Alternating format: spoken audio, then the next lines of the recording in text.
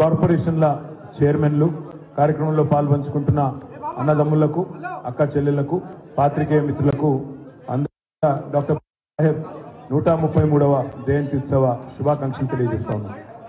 ఆనాడు బాబాసాహెబ్ చెప్పినట్టే బోధించు, సమీకరించు, పోరాడు అనే అంబేద్కర్ తత్వాన్ని పూర్తి స్థాయిలో అవగాహన చేసుకొని లక్షల సంఖ్యలో ప్రజల్ని సమీకరిస్తూ తెలంగాణ రాష్ట్ర ఏర్పాటు ఆవశ్యకతను బోధిస్తూ ఎక్కడ తెలంగాణ ప్రయోజనాలకు విఘాతం కలిగినా పోరాటం చేస్తూ 14 ఏళ్ల పాటు మన నాయకుడు కేసీఆర్ గారి నాయకత్వంలో ప్రజా పోరాటంతోనే తెలంగాణను సాధించుకున్న తెలంగాణలో మరి 10 ఏళ్ల పాటు ప్రజల ఆశీర్వాదంతో గౌరవ ముఖ్యమంత్రి కేసీఆర్ గారి నాయకత్వంలో ఆ అంబేద్కర్ మహానుభావుడు చెప్పిన బాటలోనే ప్రయాణం చేసే ప్రయత్నం కూడా బలంగా చేసినాం.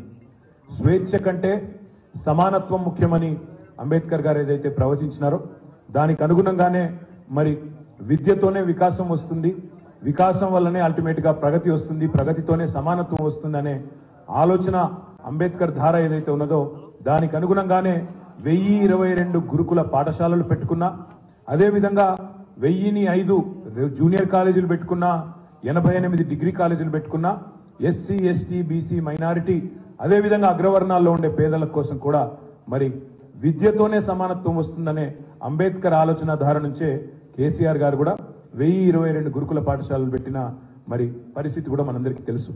ఈరోజు గర్వంగా చెప్పవచ్చు, తెలంగాణలో కేసీఆర్ గారి నాయకత్వంలో ఈ 1022 గురుకుల అద్భుతమైన ఆశాకిరణాల భవిష్యత్తుకు సంబంధించి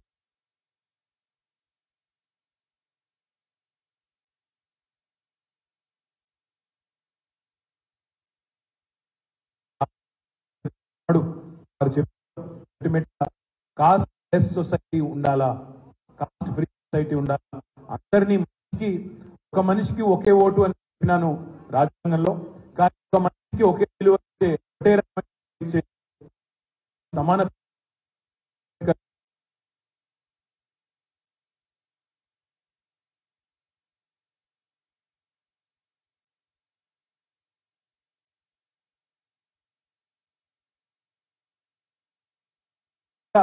తెలంగాణ రాష్ట్ర పరిపాలనకు కేంద్ర బిందువైన సెక్రటేరియట్ కు డాక్టర్ బాబాసాహెబ్ అంబేద్కర్ పేరు పెట్టిన అది ఒక్క కేసీఆర్ గారి వల్లనే సాధ్యమైందనే మాట కూడా నేను గుర్తు చేస్తా ఉన్నా.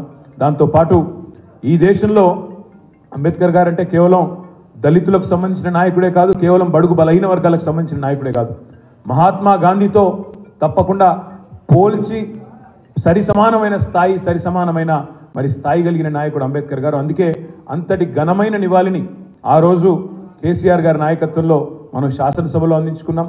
వారి 125 ఫీట్ల విగ్రహం పెట్టుకున్నాం. ఇది విగ్రహం కాదు, ఇది విప్లవం అనే మాట ఆనాడు కేసీఆర్ గారు మాట్లాడినారు. తప్పకుండా ఇవాళ మళ్ళొక్కసారి 133వ జయంతి నాడు మనందరం కూడా గుర్తుంచుకోవాల్సింది ఒకటే, దళిత బంధు లాంటి దమ్మున్న పథకం పెట్టినా లేదా బలహీన వర్గాల కోసం చిత్తశుద్ధితో, నిబద్ధతతో, రాజకీయ ప్రయోజనాలతో నిమిత్తం లేకుండా రాజకీయంగా నష్టం జరిగినా లాభం జరిగినా మరి అధికారం ఉన్నప్పుడు, అవకాశం ఉన్నప్పుడు తప్పకుండా అందరి మంచి కోసం, సమానత్వం కోసం పాటుపడాలనే ఒక ఆలోచన ఏదైతే కేసీఆర్ గారు చేసినారో ఆ ఆలోచన ధార, ఆ అంబేద్కర్ గారి బాటలో అందరం కూడా ముందుకు సాగుదాం. ఆయనను ఇవాళ మీరు చూసినట్టయితే కొలంబియా లాంటి యూనివర్సిటీలో డాక్టర్ బాబాసాహెబ్ అంబేద్కర్ గారికి అక్కడ ఒక విగ్రహం పెట్టి ఆ విగ్రహం కింద రాసింది ఏంటంటే ఆయన దళిత నాయకుడనో బడుగు బలహీన వర్గాల నాయకుడనో రాయలేదు. Is founding father, is one of the founding fathers of modern India. అంటే ఆధునిక భారతానికి మరి బీజం వేసిన ఒక జాతిపిత లాంటి నాయకుడు, ఒక ఆనాటి ఫౌండింగ్ ఫాదర్స్ లో ఆయన కూడా ఒకరని ప్రపంచమే గుర్తించే పరిస్థితి. ఇవాళ 100 పైచిలకు దేశాల్లో అంబేద్కర్ గారి గురించి ఇవాళ స్మరించుకుంటున్నారు, ఆలోచించుకుంటున్నారు.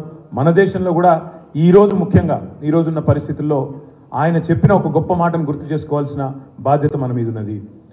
రాజ్యాంగానికి సంబంధించి, రాజ్యాంగబద్ధమైన హక్కులకు సంబంధించి, ముఖ్యంగా ప్రజలకు సంబంధించిన అంశాలు అంబేద్కర్ గారు ఏదైతే చెప్పినారో సమాజంలో సమానత్వం రావాలి అంటే ఇవాళ ఈ దేశంలో ఉన్న పరిస్థితుల వల్ల, ముఖ్యంగా కొన్ని రాజకీయ పార్టీల యొక్క వైఖరి వల్ల ఆ రాజ్యాంగం కూడా ప్రమాదంలో ఉన్న విషయాన్ని కూడా మనం గుర్తుపెట్టుకోవాలా. ఆ రాజ్యాంగం ప్రమాదంలో పడకూడదు. అంబేద్కర్ గారి ఆలోచన ధారకు అనుగుణంగా ఈ దేశంలోని అన్ని కులాలు, అన్ని మతాలు, అన్ని వర్గాలు కలిసి మెలిసి ముందుకు పోవాలి అంటే తప్పకుండా మనందరం కూడా వారి ఆశయం కోసం పాటుపడడమే వారికి అర్పించే నిజమైన నివాళి అవుతుందని మరి మీ అందరు కూడా విజ్ఞప్తి చేస్తూ ఈరోజు ఎంతో మందికి పెద్దలకు జిల్లాల్లో కార్యక్రమాలు ఉన్నాయి, నియోజకవర్గాల్లో కార్యక్రమాలు ఉన్నాయి. అయినప్పటికీ వాళ్ళ పార్టీ కేంద్ర కార్యాలయానికి విచ్చేసి మీరందరూ కూడా పాల్గొన్నందుకు హృదయపూర్వకంగా మీ అందరూ కూడా ధన్యవాదాలు తెలియజేస్తూ జై భీమ్, జై తెలంగాణ.